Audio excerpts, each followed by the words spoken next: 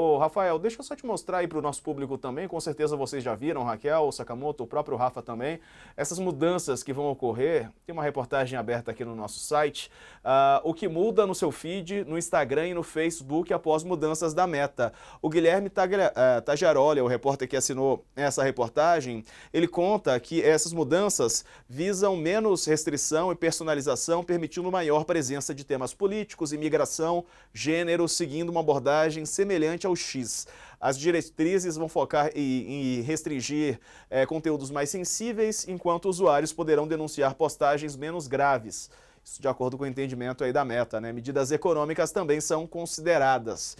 Então vai haver essa diferença. Na prática, notas da comunidade, quem acompanha o Twitter, o X, sabe como é. Quando alguém posta uma informação imprecisa, o pessoal mesmo lá começa a comentar, ó, não é bem isso, tem essa notícia aqui que prova que é o contrário, e aí fica uma nota da comunidade alertando que aquela informação não é a verdadeira. E aí, ao verificar algum post com conteúdo duvidoso, as pessoas podem acrescentar notas com links, imagens, outros usuários podem votar para conferir credibilidade ao que foi fundamentado nessa nota, né? As postagens notificadas por usuários com determinadas palavras-chave são enviados para agências de checagem de fatos, que são compostas por jornalistas profissionais. É feita uma apuração sobre o conteúdo e a publicação pode ser sinalizada, inclusive com links com mais informações. Se algo for considerado falso, a publicação perde alcance. Um post nunca é apagado pela agência de checagem. Rafael, quer dizer, por mais que haja nota, a informação vai continuar ali, né, circulando. Essa questão da política de notas, das comunidades, também é preciso deixar claro, Diego, que não é uma bala de prata, não existe nenhuma fórmula ideal, né? Existia essa aliança com os checadores de fatos e agora há uma transição para as comunidades. O que a gente tem que também imaginar é que, por trás desse consenso, parece que a internet é um mundo onde a representatividade é algo perto da democracia plena ou de uma representatividade 100% ideal, o que não é verdade. Então, se um grupo, por exemplo, de 1000 pessoas com as mesmas ideias, com as mesmas características, chegar e colocar ali uma nota, né, fizer ali uma ressalva sobre um determinado comentário, sobre uma determinada informação, obviamente, essa nota poderá ser manipulada, porque são pessoas pensando igualmente. Então, não existe, não é como se fosse uma votação. E aí chega a ser um consenso de que a maioria acha que aquilo ali tem que ter uma explicação. Não é assim. Então é preciso ficar muito claro. Teoricamente é algo interessante, mas que deveria ser visto como complementar e não como uma solução ideal, porque isso não vai acontecer.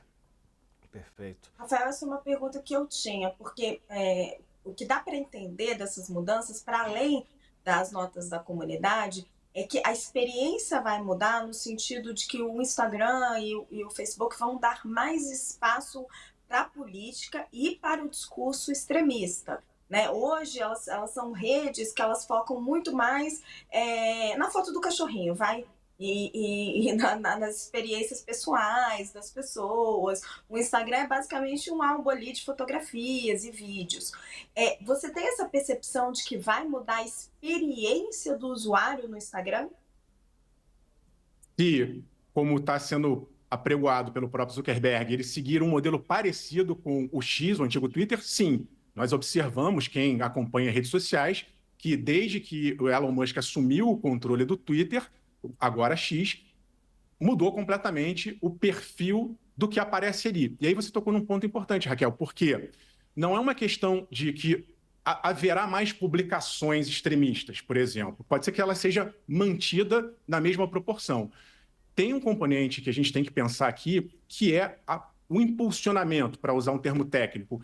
Como essas plataformas direcionam e impulsionam esse conteúdo. Isso é pouco falado. A gente acha que é só uma questão de corta ou não corta. Não é bem assim. Às vezes tem um conteúdo que está lá esquecido, adormecido.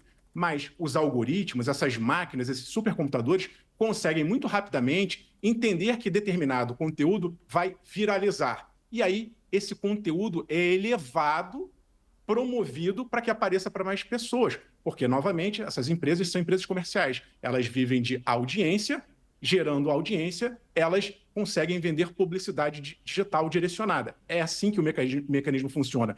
Então, não são praças públicas neutras.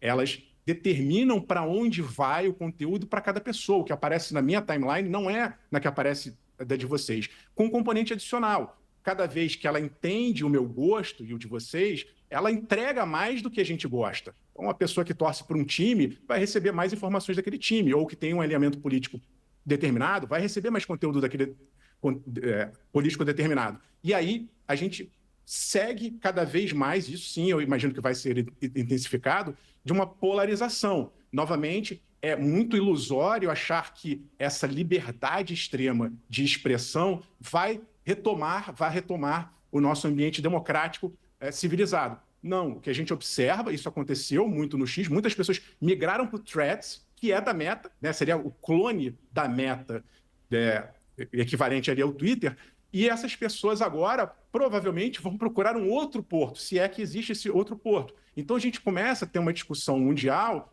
de uma pessoa falando para o mesmo time.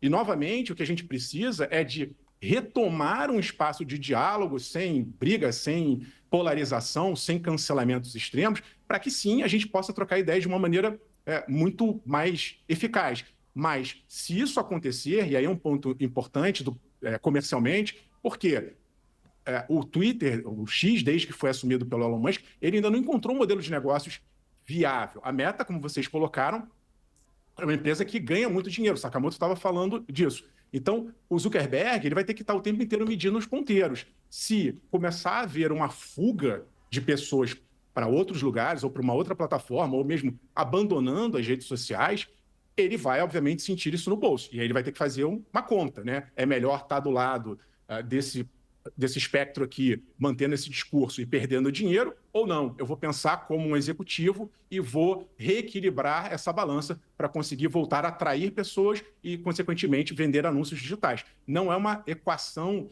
simples e ele vai provavelmente ajustar se as pessoas começarem a fugir das suas plataformas.